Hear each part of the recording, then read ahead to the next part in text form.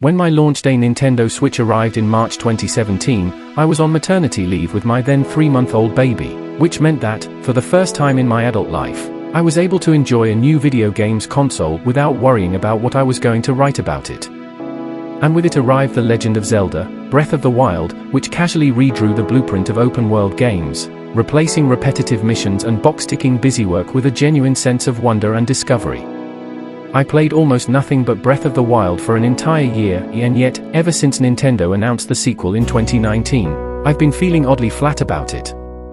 We've known so little about it, beyond teaser trailer glimpses. Is it going to be more of the same? Admittedly, more of the same wouldn't be so bad. We're talking about one of the best games ever made here. But then Zelda series producer, Eiji Aonuma, played 10 minutes worth of Tears of the Kingdom in a video presentation yesterday, and now I'm sold.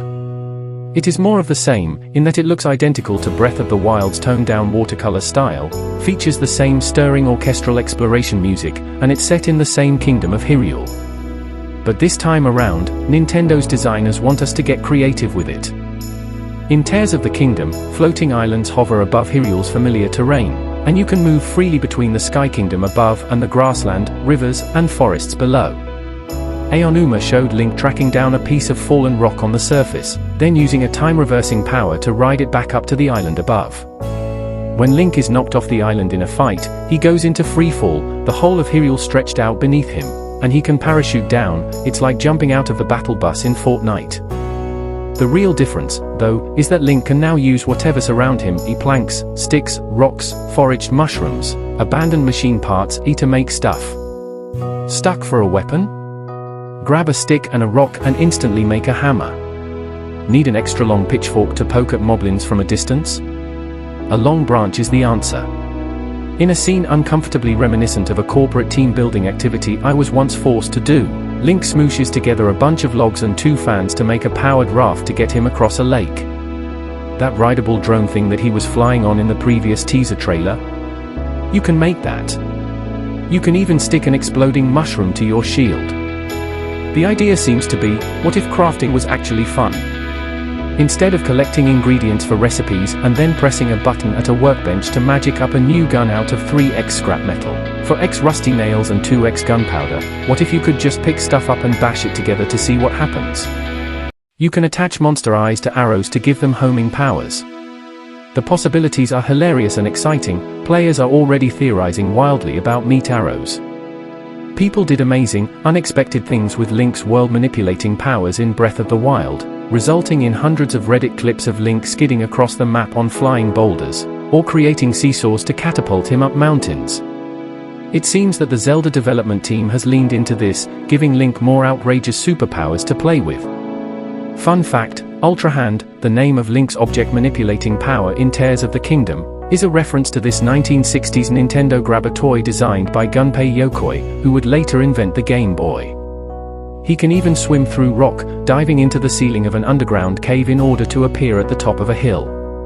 In taking the work out of getting around Tears of the Kingdom's world, its designers are inviting players to be more imaginative with it. Some fans have expressed disappointment that Tears of the Kingdom looks so similar to its predecessor. The Switch tech wasn't cutting edge even in 2017, and is now really showing its age, especially when you see games on the PlayStation 5 and Xbox Series X now. But this is what we expect from Nintendo.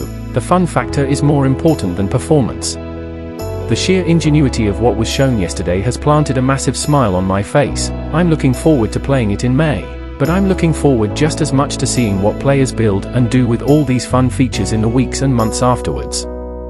It's not often that I encounter a game that's like nothing I've played before, so Dredge caught my eye at Gamescom last year. An eldritch horror fishing game? Sold. It's out this week and happily, the game is exactly as good as the demo suggested. Shipwrecked on the rocks near a small fishing town, you are given a rundown boat, sent out to catch cod, mackerel and squid, and warned to be back before dark. But before long you start catching things that are just grotesque. Something is corrupting the ocean, and as you bring in your catches, improve your boat and explore further, you are drawn into a compelling and sparsely written horror-tinged mystery story. I loved it, and played it non-stop for days. What to read? The return of E3 in June this year is not going to plan. Ubisoft is the latest big publisher to pull out, reports VGC, deciding to hold its own event instead, and I am starting to hear whispers that the whole thing may be called off. If that happens, it would presumably be the end for the expo formerly known as Video Game Christmas, which would be a sad thing indeed. As the last worker developer Jorg Tittle put it on Twitter, "We are not a tech industry.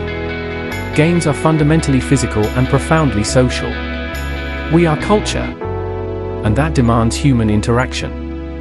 Although allegations of drink spiking and sexual harassment in San Francisco last week, during the Game Developers Conference remind us that the social aspect of gaming isn't always as comfortable for everyone as it should be. Valve announced Counter-Strike 2 for this summer, a free update to Evolution of CS:GO, the go-to competitive shooter that's made millions for its developers and its professional players over the last 11 years. Animal-friendly cosmetics company Lush has released a range of Mario-themed soaps and bath products, so of course Keith had to try them out, for science. He found Bowser's masculine aroma to be an interesting contrast with the sugary peach and pineapple fragrance of the Princess Peach body spray.